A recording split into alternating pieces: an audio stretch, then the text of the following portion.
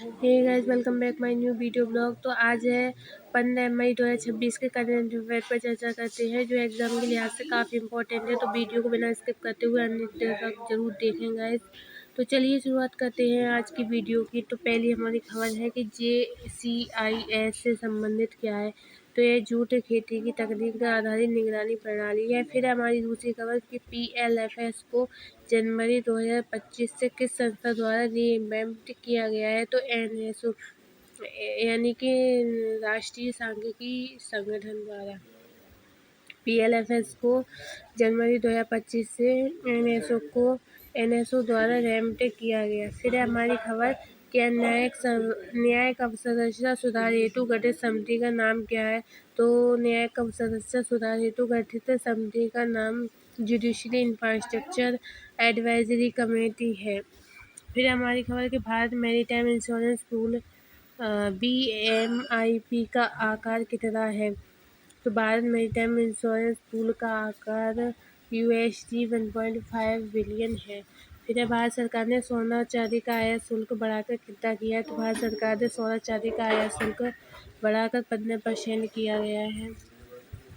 फिर है DDH ने स्वदेशी रक्षा गतिशीलता क्षमता बढ़ाने की IIT के साथ मेमोरेंडम ऑफ अंडरस्टैंडिंग किया है। तो IIT रोपड़ DDH ने स्वदेशी रक्षा गतिशीलता क्षमता बढ़ाने हेतु IIT रोपड़ के साथ मेमोरेंडम ऑफ अंडरस्टैंडिंग किया है। फिर हमारी खबर CCI ने AI गवर्नेंस और डिजिटल लीडरशिप हेतु किस संस्था के साथ समझौता किया है। तो CCI ने AI गवर्नेंस और डिजिटल लीडरशिप हेतु NUSIS के साथ समझौता किया है। फिर हमारी खबर कि DY पाटिल इंटरनेशनल यूनिवर्सिटी ने किस कंपनी के साथ मेमोरेंडम ऑफ अंडरस्टैंडिंग किया है।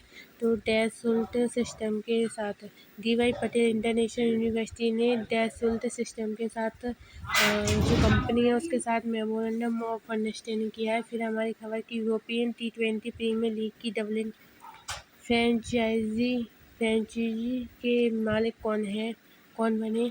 तो यूरोपीय T20 प्रीमियर लीग की डबलिन फ्रेंचाइजी राहुल द्रविड़ बने हैं। फिर है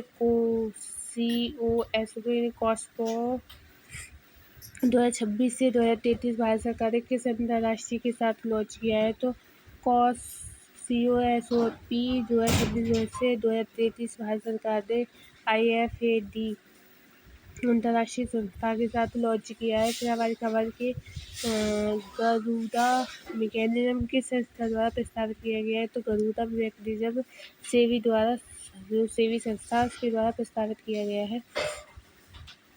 फिर है GSTET की प्रिंसिपल बेंच कहाँ स्थित है। GSTET की जो प्रिंसिपल बेंच है वो नई दिल्ली में स्थित है। फिर है मूडीज़ ने फाइनेंशियल ईयर 2026 के लिए भारत की GDP ग्रोथ फोरकास्ट यानी कि जो GDP वृद्धि का अनुमान है कितना किया है। तो मूडी ने फाइनेंशियल ईयर 2026 के भारत की GDP ग्रोथ फोरकास्ट 6% बताया है। फिर है CMS इन्फो सिस्टम ने ATM मैनेज हेतु किस बैंक से ₹400 करोड़ का कॉन्ट्रैक्ट किया है। तो CMS इन्फो सिस्टम ने ATM मैनेज हेतु HDFC बैंक के साथ 400 रुपये का कॉन्ट्रैक्ट किया है। फिर हमारी खबर है RBI ने विदेशी मुद्रा डीलर हेतु कौन से नए रेगुलेशन जारी किए हैं। तो RBI ने विदेशी मुद्रा डीलर हेतु फॉरेन एक्सचेंज मैनेजमेंट रेगुलेशन 2026 जारी किए हैं। फिर है BRISES CCI के नए चेयरमैन कौन बने हैं। तो BRISES CCI के नए चेयरमैन हरवंश चावला बने हैं। फिर है बुल्गारिया के नए PM कौन बने हैं। तो बुल्गारिया के नए PM रुमेन रादेव बने हैं। फिर है भारत ने MRI तकनीक से लैस किस मिसाइल का सफल परीक्षण टेस्ट किया है। तो भारत ने MRI तकनीक से लैस अग्नि मिसाइल का सफल परीक्षण किया है। फिर हमारी खबर की जॉइंट एरोस्पेस पावर सेमिनार कहाँ आयोजित किया गया। तो joint aerospace power seminar Nagpur में आयोजित किया गया। फिर है हमारी खबर कि भारतीय सेना ने EP6 कार्यक्रम के तहत कौन से इंजीनियर्स कॉम्बैट सिस्टम शामिल किए हैं। तो भारतीय सेना ने EP-6 कार्यक्रम के तहत उन ULPGM and Agnika and B-21 FPV chemical drone शामिल किए गए हैं। भारतीय सेना ने EP-6 कार्यक्रम के तहत जो स्वदेशी कॉम्बैट सिस्टम है वह शामिल किए गए हैं।